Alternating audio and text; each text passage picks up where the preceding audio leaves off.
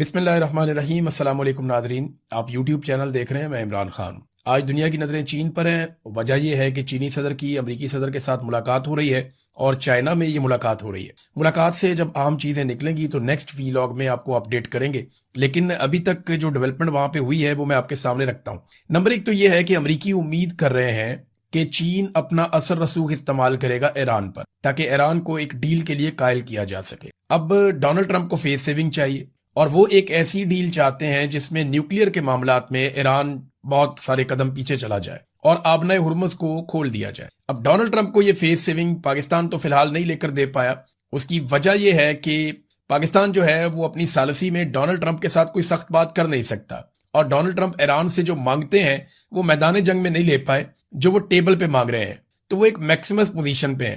ہاں، چائنا کا یہ معاملہ ہے کہ چائنا ایران کے تیل کا خریدار ہے اور وہ پابندیوں کی پرواہ نہیں کرتا، تو ایران کی اکانومی کہیں نہ کہیں چائنا کے ساتھ جڑی ہے، اور چائنا نے بہت پیسہ ایران میں لگایا بھی ہے، جیسے کہ چابہار بندرگاہ ہے، وہاں پہ پیسہ لگایا۔ جو پاکستان سے سی پیک گزرا ہے، ایکچولی یہ بیلٹ اینڈ روڈ انیشیٹو ہے چائنا کا، اور اس سلسلے میں چائنا نے جہاں پہ بہت سارے ممالک میں پیسہ لگایا، وہاں پہ چائنا نے اپنا پیسہ ایران میں بھی لگایا، لہذا ان کے سٹیکس ہیں، اور چائنا ایران کو وہ باتیں منوا سکتا ہے جو باتیں امریکہ یا پاکستان نہیں منوا سکتے۔ لیکن کچھ چیزیں ایسی ہیں جن کے اوپر ایران کمپرومائز نہیں کرے گا، اور مجھے نہیں لگتا کہ چائنا ان چیزوں کے لیے زیادہ دباؤ ڈالے گا۔ بہرحال ایک خبر آئی ہے اور اس میں دعویٰ کیا جا رہا ہے کہ ڈونلڈ ٹرمپ سے ملاقات سے پہلے ہی، یعنی جو پریزیڈنٹ شی کی ملاقات ہونی ہے ڈونلڈ ٹرمپ سے، اس ملاقات سے پہلے ہی اس بات پر دونوں ملکوں کا اتفاق ہو گیا ہے کہ آبنائے ہرمز میں سے کسی بھی ملک کو یہ حق نہیں ہونا چاہیے کہ وہ ٹول ٹیکس وصول کرے۔ اب یہ دعویٰ کیا جا رہا ہے امریکی میڈیا میں، اور یہ دعویٰ کیا جا رہا ہے اس حوالے سے کہ ڈونلڈ ٹرمپ اور پریزیڈنٹ شی کی ملاقات سے پہلے وزرائے خارجہ کی ملاقات ہوئی ہے، جس میں مارکو روبیو امریکہ کی طرف سے تھے اور وانگ جی چائنا کی طرف سے تھے۔ تو یہ بڑی ایک اہم ملاقات ہوئی ہے اور اس کی ایک بڑی خبر یہ بتائی جا رہی ہے۔ بہرحال یہ تو جب ڈیولپمنٹس ہوں گی، اگلی خبریں آئیں گی، تبھی پتہ چلے گا کہ کیا ہوتا ہے۔ اب امریکہ اور چین میں جو اصل جنگ ہے وہ تجارت کی جنگ ہے، وہ وسائل کی جنگ ہے کہ کون کتنے زیادہ وسائل پہ کنٹرول کرتا ہے۔ مستقبل میں جو معاشی نقطہ نظر سے چیمپئن ہوگا یا سپر پاور ہوگا وہ کون ہوگا، اور دفاعی نقطہ نظر سے کس کس کے اتحاد کہاں پہ بننے جا رہے ہیں، اور دنیا میں کس کا اثر رسوخ کتنا رہتا ہے، کون کتنا منافع کماتا ہے اور کون کتنا اچھا سودا کرتا ہے۔ لیکن چائنا کو نا ایک بات کا بڑا فائدہ ہے، یہ چائنا نے بھی کیا، جاپان نے بھی کیا، اور کئی اور ممالک بھی کرتے ہیں۔ پاکستان اس سے بہت فائدہ اٹھا سکتا ہے۔ انڈیا اس چیز سے فائدہ اٹھاتے اٹھاتے دنیا کی چوتھی بڑی اکانومی بن چکا ہے، بلکہ انڈیا اب جاپان کو بھی پیچھے چھوڑ رہا ہے۔ انڈیا اتنی بڑی اکانومی کیسے بنا؟ دیکھیں، اس میں ایک ریزن ہے کہ وہاں پہ لیبر بہت سستی ہے۔ پاکستان میں بھی لیبر بہت سستی ہے، تو جہاں پہ آپ کو سستی لیبر مل جائے وہاں پہ آپ پروڈکشن کر کے پوری دنیا کو آپ مال دے سکتے ہیں۔ آپ کو صرف پاکستان میں پرابلم یہ ہے کہ ہماری بجلی مہنگی ہے، انڈیا میں بجلی اتنی مہنگی نہیں ہے۔ اچھا، چائنا میں یہ تینوں فیکٹر بڑے زبردست ہیں۔ ایک تو چائنا کی جو تجارتی پالیسی ہے وہ بڑی شاندار ہے، امیر ملک ہے۔ دوسرا، وہاں پہ لیبر سستی ہے، اور تیسرا، وہاں پہ کاسٹ آف پروڈکشن کم ہے، یعنی بجلی وافر ملتی ہے اور سستی ملتی ہے۔ تو چین کے اندر جو ہے وہ کاسٹ آف پروڈکشن، یعنی جو پیداواری لاگت ہے چیزیں بنانے کی، وہ کم ہے، تو وہ کم پیسوں میں چیزیں بناتا ہے، تو امریکہ اور یورپ اس کا مقابلہ نہیں کر سکتے، بلکہ دنیا کے بہت سارے اور ممالک بھی اس کا مقابلہ نہیں کر سکتے۔ امریکہ ایک الیکٹرک گاڑی بنا کر جب بھیجتا ہے یورپ میں، تو چین اتنے ہی پیسوں میں 2 گاڑیاں بھی بھیج سکتا ہے، کیونکہ چائنا کی بہت بلک میں پروڈکشن ہوتی ہے، لیبر سستی ہے، کاسٹ ان کو کم پڑتی ہے، اور چائنا نئی ٹیکنالوجی کے ساتھ بھی کام کر رہا ہے۔ لہٰذا چائنا کو اس بات کی ایک بڑھوتی، ایک فائدہ ہے اس کو کہ اس کے پاس سے کاسٹ آف پروڈکشن کم ہے۔ اب اس کو روکنا کیسے ہے؟ وہ ٹیرف کے ذریعے سے روکتے ہیں امریکنز، یا ٹیکسز لگائے جاتے ہیں، یا کوشش کی جاتی ہے کہ تجارتی خسارے کو کسی طرح کنٹرول کیا جائے، کیونکہ چین زیادہ چیزیں بنا کر دنیا کو بھیجتا ہے اور کم چیزیں دنیا سے لیتا ہے۔ چین دنیا سے را مٹیریل اٹھاتا ہے اور اس کو زبردست پروڈکٹ میں تبدیل کر کے کئی گنا اس کی ویلیو ایڈیشن کر کے وہ چیزیں دنیا کو بھیجتا ہے۔ تو بہرحال یہ تو معاملات ہیں، میں ان کے اوپر ڈسکشن فیوچر میں بھی ہم کرتے رہیں گے، بڑی ڈیٹیل میں چیزیں آپ کے سامنے رکھیں گے۔ آبنائے ہرمز میں جو ایران کا دباؤ ہے وہ کافی حد تک اب کام کر رہا ہے۔ ایک طرف یورپی ممالک پہ اور دنیا کے دیگر کئی ممالک پہ اس بات کا دباؤ آیا کہ آبنائے ہرمز کی بندش کی وجہ سے ان ممالک کی اکانومیز پہ اثر پڑا ہے، اور امریکہ بھی آہستہ آہستہ اپنے اتحادیوں کو قائل کر رہا ہے۔ جو لیٹسٹ ایک خبر آئی ہے کہ اٹلی اور برطانیہ کو کچھ حد تک امریکہ نے قائل کیا ہے، وہ اپنے بحری جہازوں کو آبنائے ہرمز کی جانب بھیج رہے ہیں، لیکن کسی بھی ملک نے ابھی تک ایران کے ساتھ جنگ لڑنے کی حامی نہیں بھری۔ کسی ملک نے یہ نہیں کہا کہ وہ ایران کے ساتھ جنگ لڑ سکتا ہے یا ایران کے ساتھ جنگ لڑے گا۔ ایران جنگ کے دوران ایک بہت بڑا دعویٰ سامنے آیا اور یہ دعویٰ نیتن یاہو کے آفس کی جانب سے سامنے آیا۔ نیتن یاہو جو اسرائیل کے وزیر اعظم ہیں، اس کے دفتر کی جانب سے ایک بیان سامنے آتا ہے کہ نیتن یاہو نے جنگ کے دوران یو اے ای کا سفر کیا تھا اور وہاں پہ یو اے ای کے حاکم سے ان کی ملاقات بھی ہوئی تھی۔ یو اے ای نے اس کی تصدیق نہیں کی بلکہ اس کی تردید کر دی ہے، جبکہ اسرائیلی میڈیا اور امریکن میڈیا یہ دعویٰ کر رہے ہیں کہ یو اے ای میں نیتن یاہو نے دورہ کیا اور یہ 26 یا 27 تاریخ کا دورہ ہے، اور باقاعدہ اس کے اندر جو فضائی سفر ہے اس کی تفصیلات بھی بتائی جا رہی ہیں کہ نیتن یاہو پہنچا یو اے ای میں اور اس نے جنگ کے دوران یو اے ای کا دورہ کیا اور وہاں حکام سے ملاقاتیں کی۔ اس کے اوپر نا ایران کا ایک سٹیٹمنٹ آیا۔ ایران کا یہ کہنا ہے کہ ہم تو پہلے یہ چیزیں جانتے تھے اور ہم پہلے سے یہ باتیں کہہ رہے تھے۔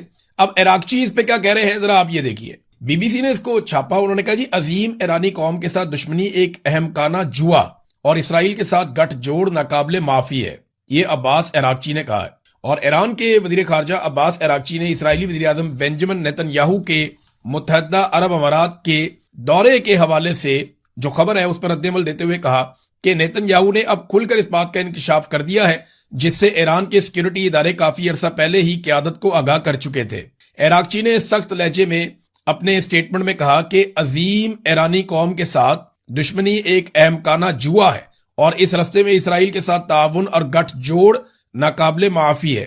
ان کے اپنے بیان میں مزید کہنا تھا کہ جو عناصر اسرائیل کے ساتھ مل کر تفرقہ پھیلانے کی کوشش کر رہے ہیں انہیں جواب دہ ہونا پڑے گا، اور متحدہ عرب امارات اور خلیجی ممالک کے لیے ایک واضح پیغام سمجھا جا رہا ہے ان کا یہ سٹیٹمنٹ۔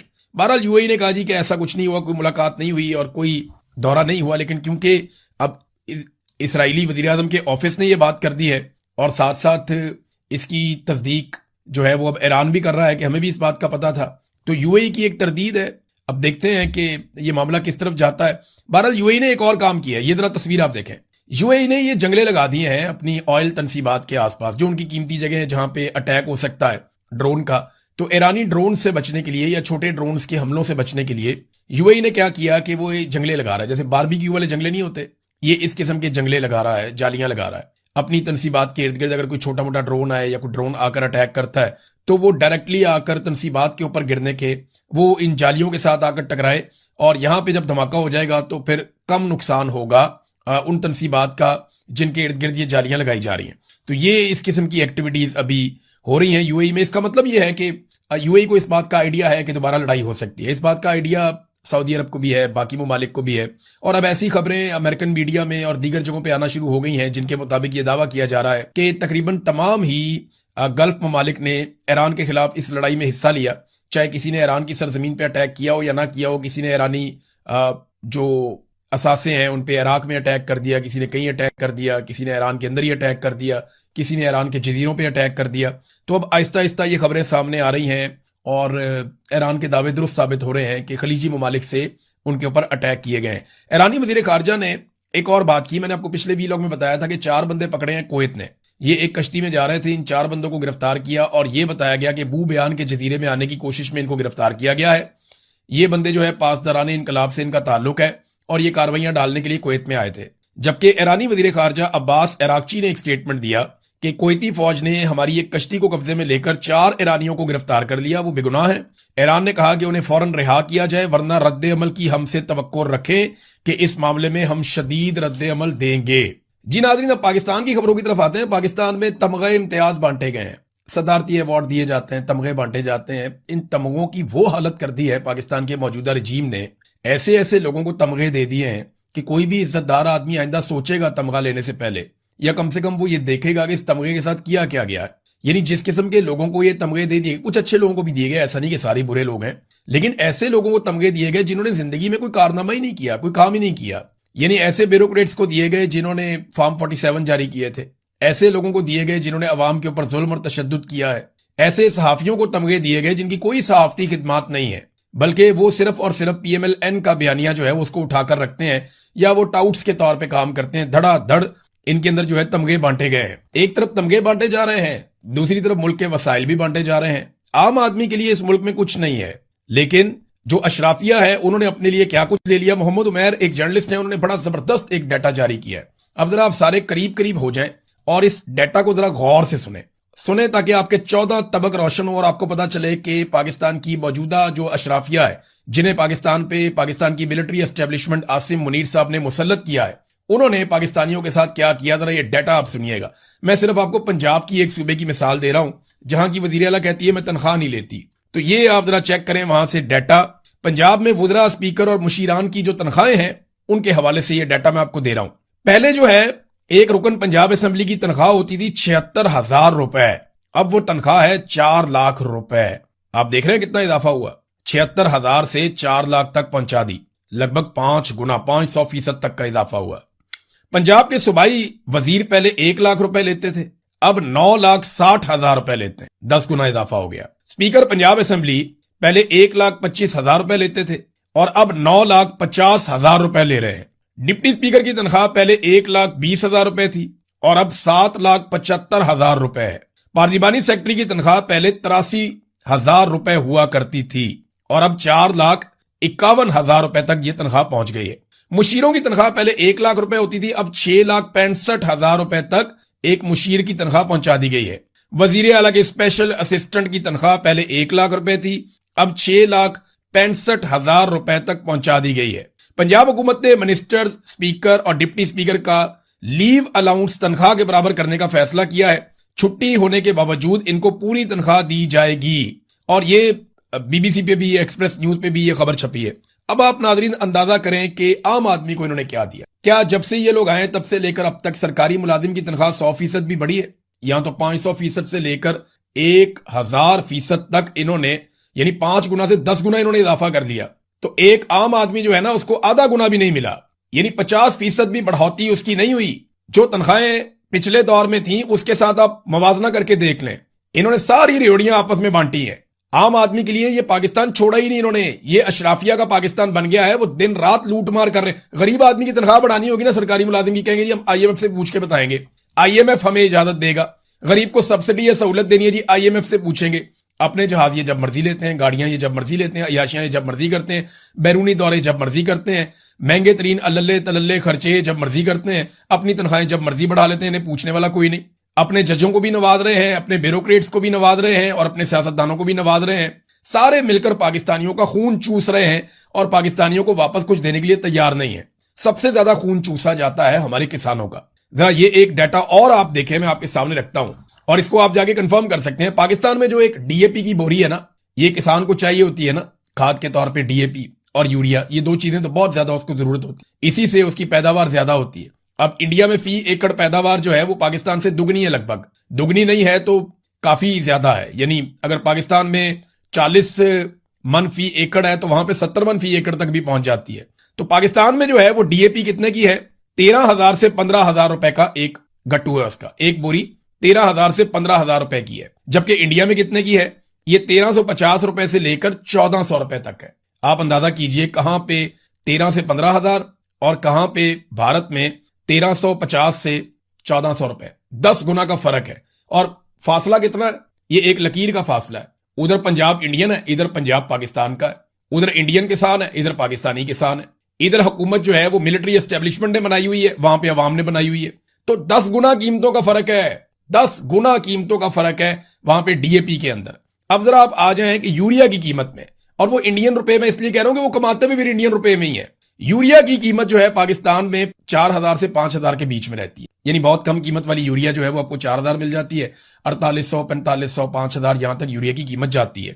اور انڈیا میں یوریا کی یہی والا یوریا جو ہے 300 روپے کا، اس کا اتنا ہی ویٹ ہے، اور 300 روپے میں آپ کو اس کی بوری مل جاتی ہے. کتنا فرق ہے. وہ اپنے کسانوں کو کیسے اوبلائج کر رہے ہیں اور ہم اپنے کسانوں کے ساتھ کیا کر رہے ہیں، یہ سب آپ کے سامنے ہے.